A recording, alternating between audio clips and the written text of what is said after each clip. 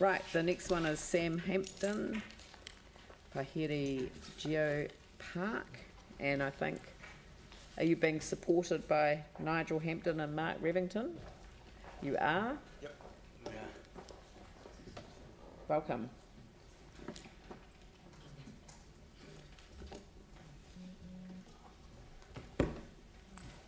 Good afternoon. Good afternoon. Thanks for letting us talk to our submission today. Primarily we're here to kind of talk to our submission, but also raise awareness of the Geopark concept within New Zealand, and also the Geopark concept that we've got in a concept working with Ngāi Tahu and the Runanga of Banks Peninsula in terms of a platform to create a gateway for further development on Banks Peninsula. And so there's a wee handout that we've got floating around that has a bit of a background information there, sorry. And ultimately that's just an outline of what we see as a vision for Banks Peninsula in terms of being a UNESCO geopark. And ultimately we want to talk to you about how the council, I guess in terms of directives and outputs, can closely align with what a geopark can offer, and how it can both benefit communities of Banks Peninsula and the City Council itself. So I guess I'm just going to talk to a few points in terms of within the submission that we made. And the context of the big question was, where do we currently sit ourselves within the stages of disaster recovery? I can say that there's a great focus that's been on the central business district, but also the communities of Banks Peninsula, including Sumner and Redcliffs, also had some significant damages from the earthquake. And the Geopark could be a framework to bring something back to those communities that have also been affected by these significant events, and in some respects bring an aspect of geotourism in terms of significant changes in our landscape that's occurred, and recognise what has gone on. So ultimately a Geopark would be a game changer for the region in terms of Christchurch and Banks Peninsula and Canterbury, and ultimately it would be looking at a way of instead of having Christchurch as a gateway to the South Island, bringing something that's on our doorstep and really bringing it and showcasing what we've actually got. It's also a way of bringing communities together of really similar interests and strategies. It can provide a mechanism of branding for the region, and highlight what the attractions that we already have actually got, and the products that are being produced by the rural communities, farming community that's being brought together. In terms of the benefits that a geopark could offer, it provides an international significance platform for branding.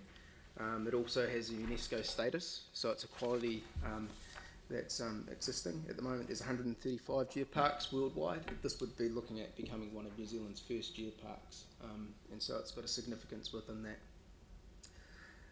What a geopark actually does, or what our vision for a geopark is, to bring together aspects of our rich cultural, historical heritage, and looking at our landscape values and our recreational values, biodiversity values that exist on Banks Peninsula, and then looking at those as educational platforms that we can wrap around and both inform our local population what's special and significant about Banks Peninsula, and also international visitors and national visitors that can come to our Banks Peninsula and see what's going on within it. And so ultimately looking at turning Christchurch from a gateway city in the South Island to more of a destination where we've got something in our backyard. Create valued economic benefits. We've already got some really great ecotourism, and it's that product branding, and also develop this greater recognition of mana whenua values that we've got going on. But also provide a kind of a coordinating strategy for everything that's going on in Banks Peninsula and Christchurch, and bringing those entities together. And a really important aspect in terms of the proposal of a geopark, it also looks at conservation and preservation by education. So it's not a strategy where you're imposing regulations on land use. And as a Banks Peninsula rural community, you're not going to be imposing any restrictions on the farming community at all. And that's a really significant difference in terms of a national park and other kind of stringent heritage land uses that you can look at. In terms of talking to some of the points that were raised within our submission, It provides a platform that we could look at bigger pools of money available both within the council and the framework of developing a geopark. It's got educational aspects, it's got development aspects, it's got a huge broader avenues that we could potentially look at contributing to. There's existing and great facilities that are in existence on Banks Peninsula in terms of tracks, networks, roading, all of these key things that a geopark needs. In context, Banks Peninsula is already operating as a de facto geopark with the existing attributes, ecotourism networks that is already in current use. We also see that in the concepts of the council in terms of the heritage, we'd like to also see that heritage within the context of that it's more than just the built environment that surrounds us. There's also these distinct landscape, landsforms, archaeological sites, heritage sites and ecological sites, which also are heritage and what makes us. And so a geopark would be a way of bringing those aspects together and providing an educational platform that we can actually contribute and educate people about what is special and what we've got in our own backyard to highlight. In terms of the educational tangent, the City Council has a strong network in terms of the environmental education and the outreach plans in terms of the both the ranger teams and also the internal environmental education teams work with, and this is another strategy platform that they could also use and work collaboratively with researchers that are ongoing researching on Banks Peninsula, community groups to actually use that to engage what's going on in that environment and helping to achieve what the council deliveries are, and also working within the communities in terms of working in that environment. So it's really an awareness campaign, and we're thank you for letting us talk today, and we really look forward in terms of working with the council in terms of with the concept of a geopark on Banks Peninsula, and really seeing how we can progress this concept. Thank you. Vicky. Thank you very much indeed. What a lovely submission. But I just want to know what, I understand that you have to apply to get registration as a geopark, but what beyond that actually needs to happen? So I guess there's some on-ground operational aspects, and so a geopark's made up of a series of geopoints and geosites. So areas or sites of significance, and that could be geological significance, historical significance, archaeological significance. So signposting, that's educating telling the stories about that landscape and about what's occurred in that landscape. So there's the physical in-ground implementation, and what we've been strategically looking at in the sites that we've got highlighted on that pamphlet are kind of the 12 kind of easy first up sites that we could look at. So those are on publicly accessible land, already have existing tracks and infrastructures, walkways, and so therefore you'd just be putting a layer on top of that in terms of signposting. So to get this underway, really all you need is signposting on those 12 sites? Yep. And it's that simple? On the ground, that would be that simple, but there's also the behind the scenes networking and other aspects. Thank you. There might be a bilingual aspect to the signposting as well, particularly given the runner-driven aspect of this, and that's an important aspect of the geopark as well. It marks out this geopark concept as being unique. Great.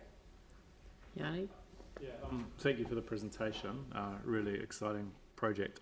Just in the handout that you've given us, the expressions of interest closed on the 30th of April 2018, and I say it's done once every 2 years. So have you put an expression in, or are we looking for 2 years' time? We did put an expression of interest in terms of we've consulted with the community board and presented it at the community board at the start of April, and we have had ongoing hui's in terms of discussions about the platform. Very much it's a first step towards the geopark and the geopark mechanism within New Zealand. We really wanted to put that application in both to show that we have got a strong case, and very much it's the first stepping stone in terms of the journey towards geoparks within New Zealand. So if we were supportive, we can basically fit into the current round of consideration. Yep. And we'll know in about 6 months' time whether the expression of interest has been taken up and whether we are then to fully apply, go through the New Zealand UNESCO to Paris, to the headquarters, to get ultimately, we hope, rubber stamped. Phil, So City Council support would be very useful 6 months hence. 6 months down the track. Yeah. Well, that's a rough number. Yeah, so I guess the expression of Yeah, it's the interest to next UNESCO. stage. Oh, yeah, Yes. if we can have it now, we'd Yeah. put it But in as a addendum to the... But is it the next Expression of stage? interest. It's the next stage that you really need us to Yeah, be very much. coming in We've behind. put the expression of interest in. We're waiting to see what the response from that comes back, and very much we still want to see and track forward with the project as we go through. Yeah. No, we won't move now. We'll take advice on it. I mean, it doesn't have to be done right now, so we'll just calm down, everyone.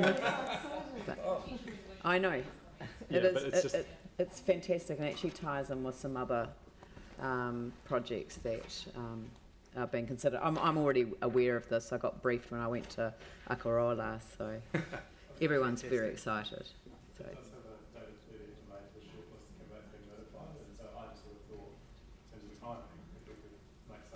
Well, I don't know. I'm going to take some advice if that's okay, because I'm just not going to do it off the top of a submission that's here on the LTP. So, but thank you for using it as an opportunity to raise awareness on this important project. Thank you very much. Thank you for your time.